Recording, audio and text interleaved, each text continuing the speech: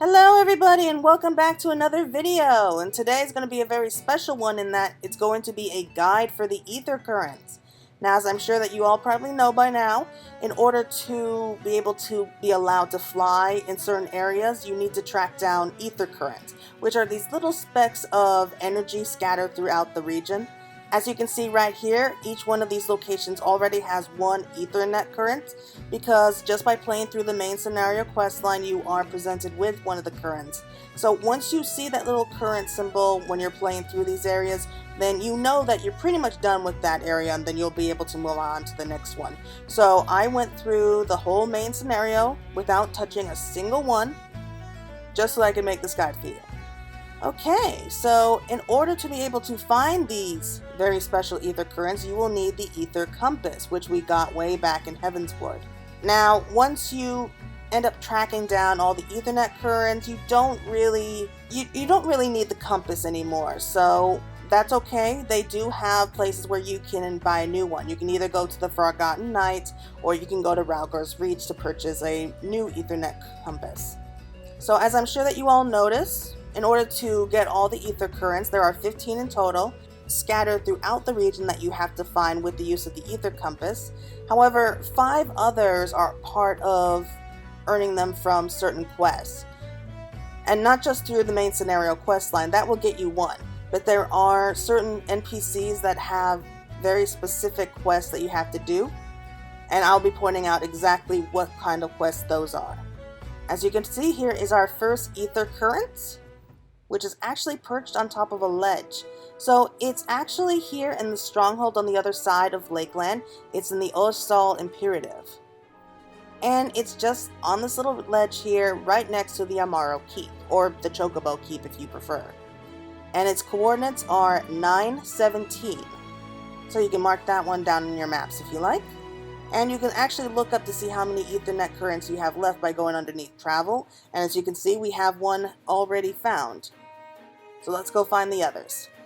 Now, this next one was actually kind of tricky for me to find, but it's actually located inside the Ostal Imperative as well, and it's inside the massive tower.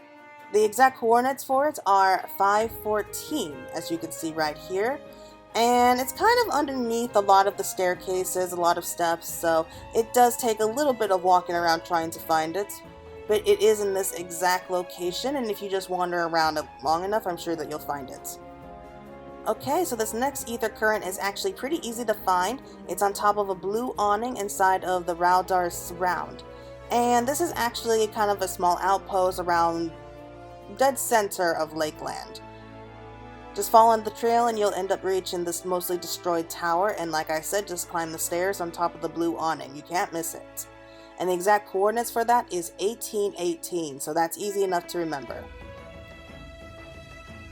Now, this next one is actually pretty close to the Crystarium, and it's on top of just a tiny little ledge here, as you can see.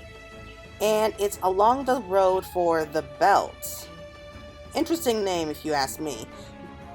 But as you can see here, it's just outside the Crystarium. You just end up following the road here, and you end up just following the belt until you find it just perched at the very edge of this ledge here. So that is also pretty easy to find. And that's actually something that you can find for almost all of them, really. I think they've just made this a little bit easier than they used to on trying to find these ether currents. Because in the past, it was a lot more difficult than this. Okay, so this next one is actually at the very gates of when we first walk through, when we first meet the Exarch. And it's on top of one of these little towers, just literally right outside the Crystarium. And it's on top of this one tower here, and the coordinates for that is 3328 for you. So it's just really easy to spot, so there's really no way you can miss it.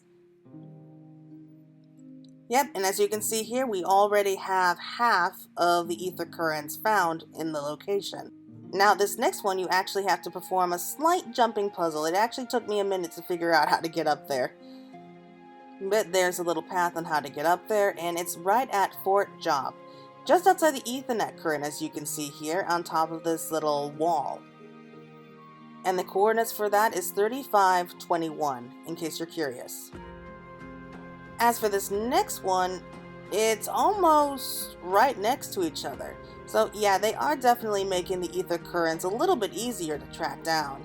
We just end up going to the other side of the Ethernet crystal inside of Fort Job, and it's on top of the small battlements that you see here. So yeah, almost directly opposite each other of the Ethernet crystal. And the exact locations for that is 3721. The next one is on top of a ledge, a little higher up. It was a little bit tricky to figure that out. But the good news is that it's also just outside of Fort Job, and you can find it near the entrance to where we go to Ratika Greatwood. It's on top of this ledge, just at the very tip. Like I said, just right near the entrance to where you would normally go for the Ratika Greatwood. And the coordinates for that is 3417. So right, we are almost there. Okay, so we're almost there. We only have 2 ether currents left to go. And we found one of them on another ledge. So it's right here at the very tip to where we see this large canyon with water. And not too far from the other ones that we've seen so far. It's very near the Ratika Greatwood and near where the other ether current was. It's just at the very tip of this little canyon here where we have 3214 for its coordinates, which leaves us with only one left. Let's see if we can find it, right?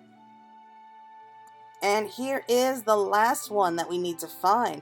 It's at the northern staging point, and you can see it's kind of like a lumber yard right next to our very first dungeon that we go through in Lakeland. So all you gotta do is go just outside the dungeon area and you'll find it on top of this stage-like area right next to all this lumber. And the coordinates are 3511. And once we add that one, yes, we have found all the ether currents that need to be found in the area. But what about the quests that need to unlock them? Well, we'll go through that as well. Now, in order to know which quest that you need to be looking for, you need to find the ones that have the little plus mark next to it. And this first one we're going to do is the Astute Amaro. So yeah, you just have to track down these very specific quests that have the little plus mark and see if they do have a reward at the end of it. So the next one we're going to do is on top of these stairs, just at the foot of this giant tower. You can't miss them. And this particular quest is called the Imperative Repairs. Senar could use a helping hand in doing some much needed repairs. Now the next one inside the Imperative, and it's actually from a woman named Tiana. And it's called An Unreasonable Request. Tiana appears to be confused about your identity. So she kind of sends us out on a little wild dodo chase, I guess you can call it. And the entire quest is actually going to take you back to the round, like the little outpost that we mentioned before. So once you make the delivery for her as she requests, then you speak to the captain here. So as you can now see, we have almost all of them all filled up except for one. And this next one is actually going to be inside the Crystarium of all places. Now, this location is also very easy to remember. It's just outside the pendant, or just outside your inn room. And it's called A Job Well Done. And you end up accepting it from this woman named Hegi. So a job well done, and Hegi is looking for someone willing to make a delivery to Fort Job. So not only do we earn the ether current, we also earn a little bit of food as well. So all you gotta do is finish that particular quest, which will take you back out to Fort Job.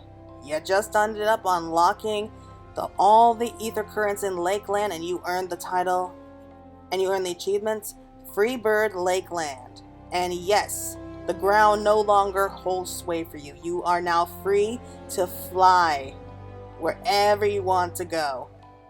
So yeah, that is my quick guide to all the locations that you're going to be needing in order to find the ether currents and the jobs that go with them. So we will be doing a guide for all the ether currents in all the areas. So just drop a review down below on which of these places you think I should cover next if you're having trouble. So until next time.